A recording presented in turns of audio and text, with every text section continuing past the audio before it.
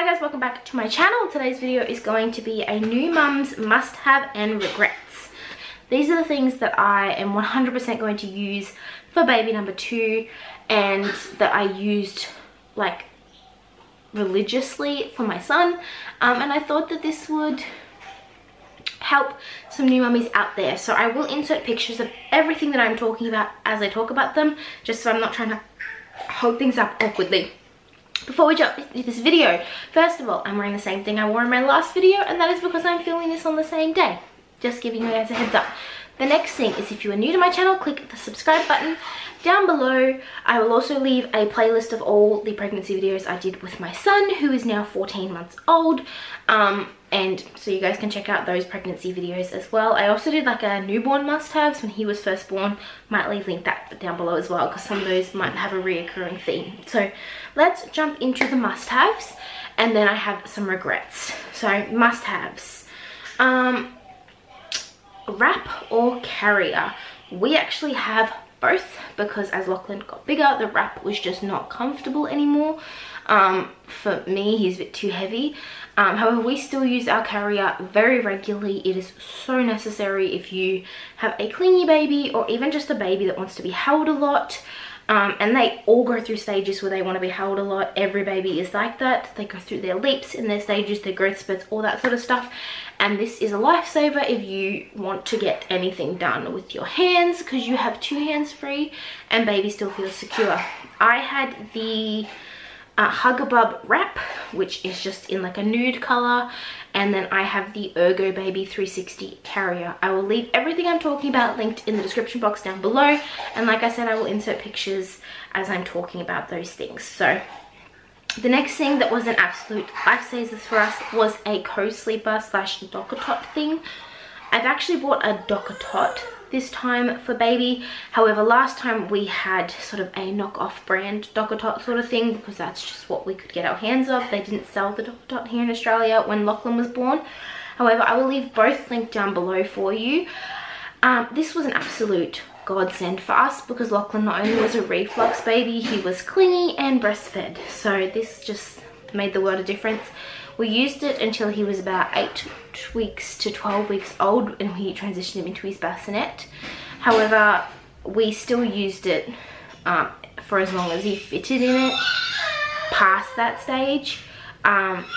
If he ever wanted to co-sleep with us, or if he was sick, or we ever wanted to bring him into bed with us. So absolute necessity for us and everyone that I've ever heard talk about them. Definitely not a waste of money. The next one is zip up onesies and zip up sleeping bags. So zip up onesies, like the Bonds ones, again, I'll leave pictures. They actually have the double zip, which I love. Target's ones also do that, which is great for, you can unzip half of them, change their bum, and then zip them back up again. Zips are so much better than little buttons in the middle of the night, just especially with little babies. And even with my 14-month-old, he is just a squirmer, and so buttons just do not happen. Poppers suck. Just totally worth it. As for sleeping bags, Lachlan did not stay swaddled ever. He was like a little Houdini that would just break out of everything we put him in. So when we invested in the Ergo pouches and the Grow bag, I think were the ones we had, they were a lifesaver, and he slept in those until he could roll, in which case then we transitioned him out. So absolutely necessity. We've actually just bought 2 winter ones for baby, because Lachlan's were all summer ones, which I will probably mention in my baby and toddler haul, and I'll show those to you what they look like. However, 100% worth the purchase. Another one that we have is straw sippy cups. So Lachlan hated the like tip up sippy cups, still does. Absolutely hated it, and I couldn't figure out why he would not drink water.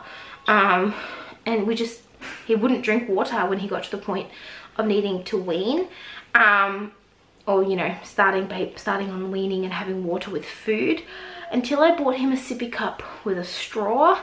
It was life-changing. He will still not drink from a normal sippy cup. He'll try and drink from like a bottle or a cup, but he will not drink from one with a spout. He is 100% a straw baby. And if your baby is not having a bar of any of those other ones, try a straw, because it was it was life-changing.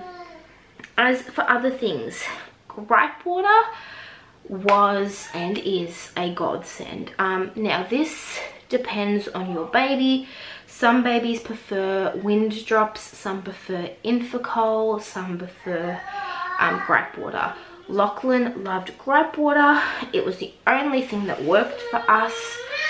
Infocol and that did not work, never did. But that's because he was a reflux baby, and so when he would have to burp it out, it would bring up all the milk and it would hurt, whereas gripe water just settled all the bubbles in his tummy naturally, and that was just the only thing that worked for us. White noise. Now this is something that we actually got made fun of, or people like made comments about, and they still do, because Lachlan still uses white noise. However, all of my mum friends now that have toddlers that want them to sleep when they go out are kicking themselves, because Lachlan will still take his naps. Knock on wood. Lachlan will still take his naps. So if we go out and it is nap time, I can put him in the pram, give him his teddy, which I will come to in a second, his dummy, and he will go to sleep, which is crazy for a toddler. Most people cannot get their toddlers to nap on the go, out and about at things. He would still go to sleep, and so he knows that that means bedtime, and that was pretty much what we wanted it for. He was never a great sleeper, but white noise is essential. A teddy dummy holder. Now I will insert a picture of what this looks like as best as I can. Lachlan actually has about 3 of these that just live in various parts of like my nappy bag, his bedroom, and then a spare. And we have bought the same thing for the baby, because basically it's got a little velcro hand and it just attaches around the dummy, and so in the night Lachlan will just look for the teddy and put his dummy back in. If he's napping, in the pram, all that sort of stuff, it just made it really comfortable for him. I think they're a very similar concept to a Wubbanub in the US. We don't have those here, but similar sort of concept. It's a toy with a dummy, it's a bit weighted, it's great. If you guys are going to breastfeed, a S2 Spectra Pump is absolutely incredible. I did try the Tommy Tippy one, like at the beginning of my breastfeeding thing. My Tommy Tippy pump actually broke, and we invested in a Spectra Pump, which was incredible. I think I talk about it in my milk supply video, but it was just amazing. It's a hospital grade pump, and in fact I lent it to some family members and friends when they had their children, and they invested in their own, and they had actually had other pumps and found this so much better. So I will leave it linked down below, as well as the lactation video that I spoke about. However, it is quite pricey, but they do like store-wide sales quite regularly, sort of 20, 30, 40% off store-wide on their site. So if you can hang out for a sale, I recommend it. Hello. No, I'm not gonna move. Go back to Dada. I recommend waiting for the store-wide sales, because they do happen fairly regularly and you do save quite a bit of money. Moving on, baby thermometer. So obviously, especially in the newborn and younger months, you do not want your child getting a temperature. If they do, obviously it can be quite dangerous, and you want to be taking them to get medical care. Even at Lachlan's age, we use it to monitor his temperature, although at the moment, at his age, it's much easier to keep an eye on it. But I think it's just a little bit of peace of mind to have a baby thermometer. Panadol, Nurofen, and Bonjela. So Panadol and Nurofen for obvious reasons. Panadol for fever or pain related things. Hello. Panadol for pain related issues and fever and things like that. Nurofen for teething is our main sort of treatment. When Lachlan is teething really badly, we use Nurofen as per the advice of our maternal health nurse. And Bonjela for teething reasons, obviously. If you guys are in the US, I don't think you have Bonjela It's basically just a numbing gel for their gums. I think you guys have something called Oragel, but I've heard that that's not that safe. Bonjela is 100% doctor recommended here in Australia. In fact, most doctors will recommend it. But if you want something a bit safer, then maybe some like teething powder, or even some like chamomile teething, like organic teething gels, if you guys want to try those. Those did not work for Lachlan. That depends on your baby though, but please always find something that is recommended by your doctor and do research if it's something that you've not heard of or unsure of. Puppy pee pads. I will try and leave a link down below if I can find these, but basically they're basically disposable change mats. However, you just find them in the puppy section of your store, and they're like, I think we get 100 for like $15 or something like that, whereas baby disposable mats, which look exactly the same by the way, they look exactly the same, are like 5 for $10, something like that. It's stupidly priced. So those were a great alternative, especially when you're newborn. It's just, yeah. And you can also put them down in like a bed or something like that if you want to change your baby there. A camera monitor. This should be probably an obvious one, but some people only get the sound one. A camera one is absolutely a necessity for us. I like to be able to see what Lachlan's doing. I like to be able to see if he's asleep. Even now, even just to check he's actually sleeping and not just crawling around his cot and playing. And also because as a new mum, I was very paranoid that he was not breathing, and so we got a reasonably good quality one so that I could actually see his chest rise and fall. I did not want to buy one with a sensor mat. That would just freak me out too much. That goes a little bit too far, I think, in my opinion, for me, as a quite anxious person. But the camera just gives us that peace of mind. Bibs, the obvious. A bouncer. Again, this depends on your baby. However, Lachlan loved the bouncer, hated the swing, but loved the bouncer because it was slightly inclined, you know, had toys he could play with, and it was an absolute lifesaver when you want to eat dinner, or if you just need to do stuff in the kitchen or something. You pop them in the bouncer, you bring it with you. 100% necessary. The last one I have is a backpack nappy bag. So I obviously have my Lasag, whatever it is, right here, and that's going to be my hospital bag for the baby. And I do plan on using that for big days, or if we've got long days out or things like that, I might pack both. But I also have the Itsy Ritsy diaper bag, which is a backpack, and I will do a full review and stuff like that on that hopefully soon. But especially if you're going to have two under 2 or a toddler, or when your baby gets a little bigger and they're moving around, it's just so hard to carry a shoulder bag and hold the hands of a toddler, or carry a toddler on the opposite side. It's just so hard. And you know, my toddler's at the stage where he still wants to hold your hand, or he wants to be carried a lot. And so it's not just like he'll walk somewhere, you know, he's still not at that stage. And I know once they are at that stage, they run. So just for a bit of ease, that is something to definitely look into. A backpack toddler bag or a backpack nappy bag is an absolute godsend. Anyway, those are all my must-haves. Let's move on to the regrets. I don't have a lot of regrets because everything that I bought was quite well researched. There is a few. Like I said, button-up onesies or popper onesies, no. Just, they're fiddly. Especially around like the crotch nappy region, they gape. So when your child gets, you know, if they're not fitted properly, or if they're getting a little small, they gape. Poppers just pop open, and also I think it's a little bit of a choking hazard in a way that when the poppers fall off, which they do on occasion, that happens, your baby could pick it up and eat it. It's just they're a nightmare. Floor seats.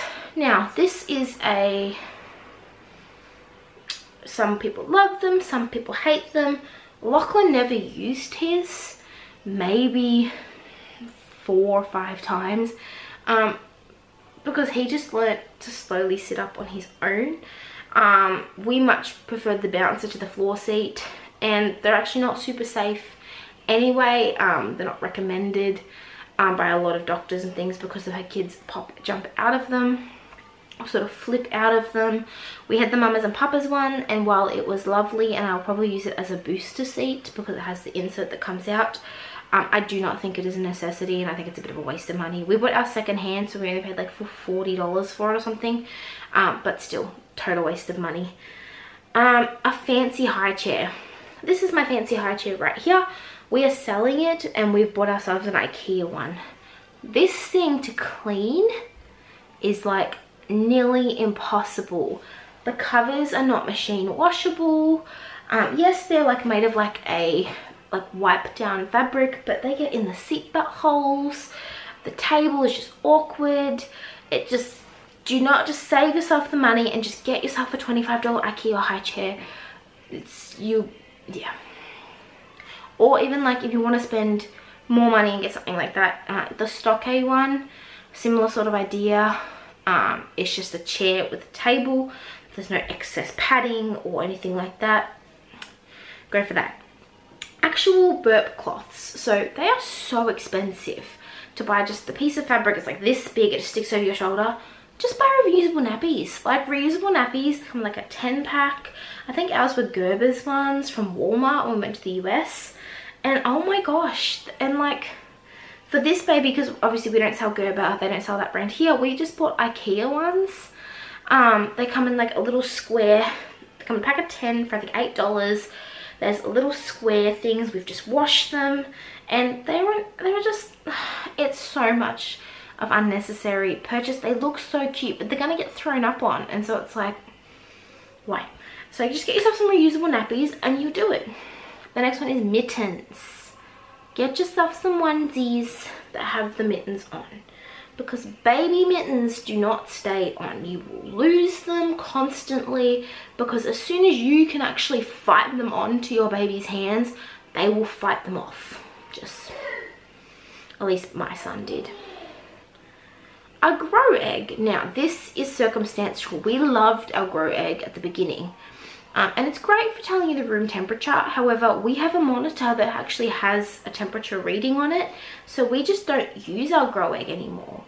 And so this is a weighing up whether or not it's necessary for you. The light is not bright enough to be a night light, at least not for us.